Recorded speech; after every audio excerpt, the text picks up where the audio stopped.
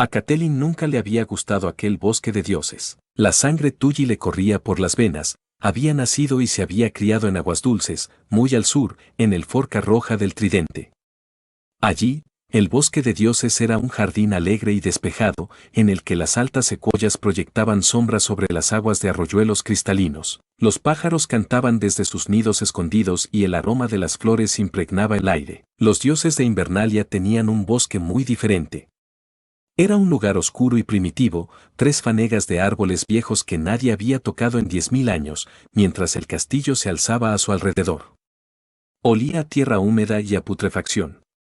Allí no crecían las secuoyas. Era un bosque de recios árboles centinela parapetados tras agujas color verde grisáceo, robles imponentes y carpes antiguos como el mismísimo reino. Allí, los gruesos troncos negros estaban muy juntos, y las ramas retorcidas tejían una techumbre tupida, mientras las raíces deformes se entrelazaban bajo la tierra. El silencio y las sombras imperaban, y los dioses de aquel bosque no tenían nombre, pero sabía que allí era donde estaría su esposo aquella noche. Siempre que le quitaba la vida a un hombre, buscaba la tranquilidad del bosque de dioses. Catelyn había sido ungida con los 7 óleos y había recibido su nombre en el arcoíris de luz que llenaba el septo de Aguas Dulces.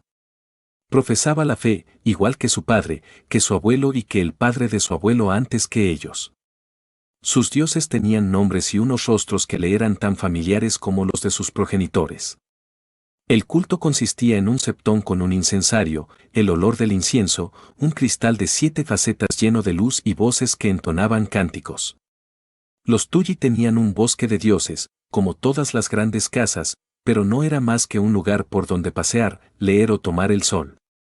El culto quedaba reservado para el septo. Ned había hecho construir para ella un pequeño septo donde pudiera cantar a las 7 caras de Dios, pero la sangre de los primeros hombres corría aún por las venas de los Stark, sus dioses eran antiguos. Eran los dioses sin rostro y sin nombre de la espesura, los mismos a los que habían adorado los hijos del bosque. En medio del bosquecillo, un arciano viejísimo se alzaba junto a un estanque pequeño de aguas negras y frías. Ned lo llamaba, el árbol corazón.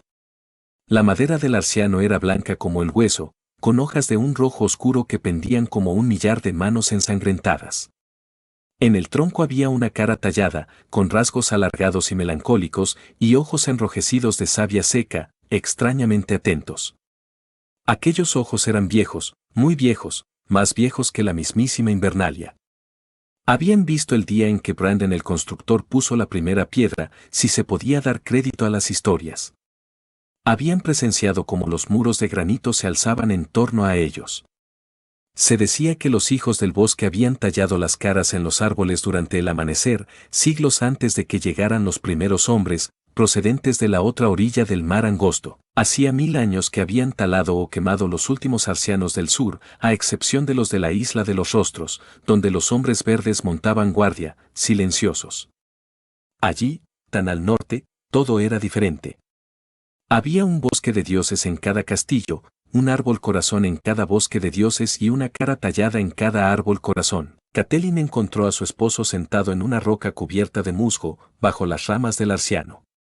Tenía el mandoble hielo sobre las rodillas y estaba limpiando la hoja en aquellas aguas negras como la noche. El mantillo milenario que cubría como una gruesa alfombra el suelo del bosque de dioses devoraba el sonido de sus pasos, pero los ojos rojos del arciano parecían seguirla mientras se acercaba. Ned, lo llamó con suavidad. Catelyn, dijo su esposo alzando la vista hacia ella. Su voz era distante, formal. ¿Dónde están los niños? Siempre le preguntaba lo mismo. En la cocina, discutiendo sobre cómo van a llamar a los cachorros. Se quitó la capa, la tendió sobre el mantillo del bosque y se sentó con la espalda apoyada contra el arciano. Arya adora a la suya, y Sansa también está encantada, pero Rickon no lo termina de ver claro. ¿Tiene miedo?, preguntó Ned. Un poco, admitió. Solo tiene 3 años. Debe aprender a enfrentarse a sus miedos. Ned frunció el ceño. No va a tener 3 años toda la vida. Y se acerca el invierno. Es verdad, asintió Catelyn. Aquellas palabras le provocaron un escalofrío, como siempre. Eran el lema de los Stark. Todas las familias nobles tenían un lema.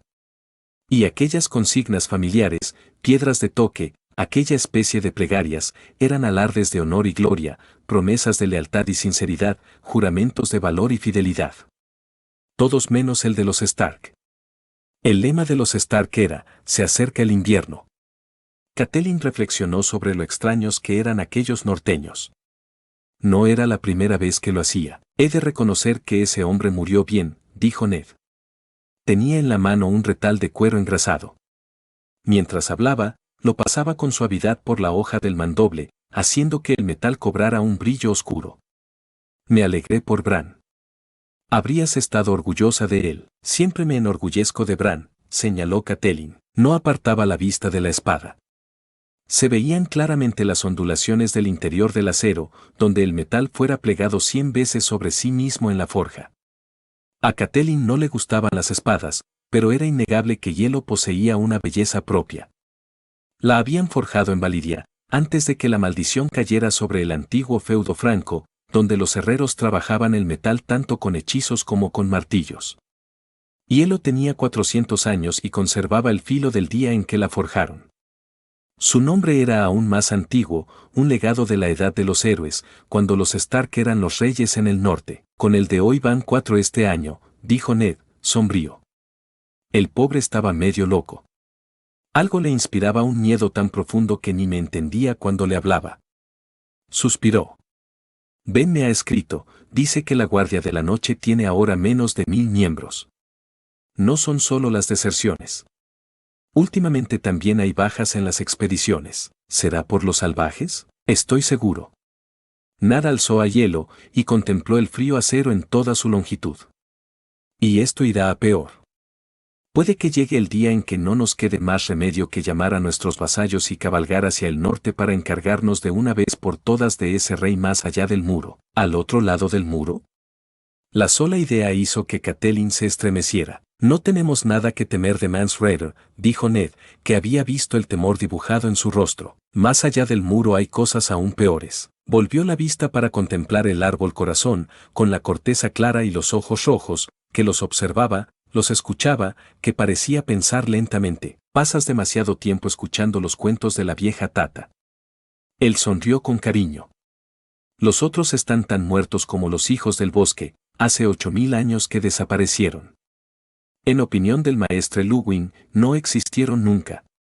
Nadie los ha visto jamás. Hasta esta mañana nadie había visto jamás un lobo huargo, le recordó Catelyn. No escarmiento, a estas alturas ya debería saber que no se puede discutir con una Tully, dijo con una sonrisa pesarosa. Deslizó a Hielo dentro de su vaina. No habrás venido hasta aquí a contarme historias de miedo, ¿verdad? Ya sé que no te gusta este lugar. ¿De qué se trata, mi señora? Hoy hemos recibido noticias amargas, mi señor. Catelyn tomó la mano de su esposo.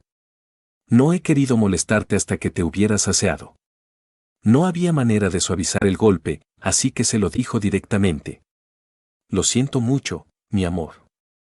Jon Arryn ha muerto. Lo miró a los ojos y vio cuán duro era el golpe, como había supuesto.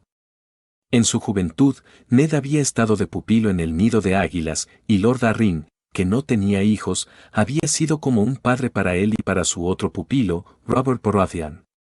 Cuando el rey loco, Aerys Targaryen, pidió sus cabezas, el señor del nido de águilas alzó en una revuelta a sus vasallos de la luna y el halcón, antes que entregara a aquellos a los que había jurado proteger. Y, hacía ya 15 años, este segundo padre se había convertido también en su hermano, cuando Ned y él se casaron al mismo tiempo con 2 hermanas, las hijas de Lord Hoster Tully, en el septo de Aguas Dulces. Jon, dijo él. ¿Está confirmada la noticia? La carta llevaba el sello real, y era del puño y letra de Robert. Te la he guardado. Dice que la muerte de Lord Arryn fue muy rápida. Ni siquiera el maestre Piselle pudo hacer nada, aparte de darle la leche de la amapola para que no sufriera. Algo es algo, suspiró. Catelyn veía el dolor reflejado en su rostro, pero aún así Ned pensó primero en ella. ¿Y tu hermana? Preguntó. ¿Y el hijo de Jon? ¿Qué sabemos de ellos? El mensaje decía solo que se encontraban bien, y que habían vuelto al nido de águilas, dijo Catelyn. Yo preferiría que hubieran ido a Aguas Dulces. El nido está tan arriba, es tan solitario. Además, fue siempre el hogar de John, no el de mi hermana. El recuerdo de su esposo estará en cada piedra. La conozco bien. Necesita el consuelo y el apoyo de su familia y amigos. Tu tío está en el valle, ¿no? Tengo entendido que John lo nombró caballero de la puerta. Brinden hará todo lo que pueda por ella y por el niño, asintió Catelyn.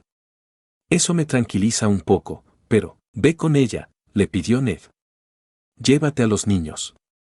Animad los salones con ruido, con gritos, con risas. Su hijo necesita la compañía de otros niños, y no podemos dejar sola a Lysa en estos momentos. Ojalá pudiera seguir tu consejo, dijo Catelyn. La carta traía otras noticias. El rey está de camino hacia Invernalia, viene a buscarte. Ned tardó un momento en entender qué le decía, pero cuando lo comprendió desapareció la nube que le oscurecía los ojos. ¿Robert viene hacia aquí? Catelyn asintió, y el rostro de su esposo se iluminó con una sonrisa. A ella le habría gustado compartir su alegría. Pero había oído las habladurías en los patios, una loba huargo muerta en la nieve, con una asta rota en la garganta. El miedo le retorcía el estómago como una serpiente que se le enroscara en las entrañas, pero se obligó a sonreír para aquel hombre al que amaba, aquel hombre que no creía en los presagios. Ya me imaginaba que te alegrarías, dijo. Tenemos que avisar a tu hermano, que está en el muro. Desde luego, asintió Ned. Ben no se lo perdería por nada del mundo. Le diré al maestre Luwin que envíe su pájaro más veloz. Ned se levantó y la ayudó a ponerse en pie. Ese hijo de... ¿Cuántos años han pasado? ¿Y no se le ocurre avisarnos con más antelación? ¿Decía el mensaje cuántas personas venían en el grupo? Calculo que, como mínimo, 100 caballeros, con todos sus criados, y por lo menos 50 jinetes libres. También vienen Cersei y los niños. Robert querrá que vayan cómodos, no forzará mucho la marcha, dijo él. Mejor, así tendremos más tiempo para los preparativos. Con la comitiva viajan también los hermanos de la reina. Ned hizo una mueca. No sentía el menor afecto hacia la familia de la reina, y era recíproco. Catelyn lo sabía muy bien. Los Lannister de Roca Casterly se habían unido muy tarde a la causa de Robert, cuando la victoria ya estaba asegurada, y aquello no se lo había perdonado jamás. En fin, si por el placer de tener aquí a Robert tengo que soportar una plaga de Lannisters, ¿qué le vamos a hacer?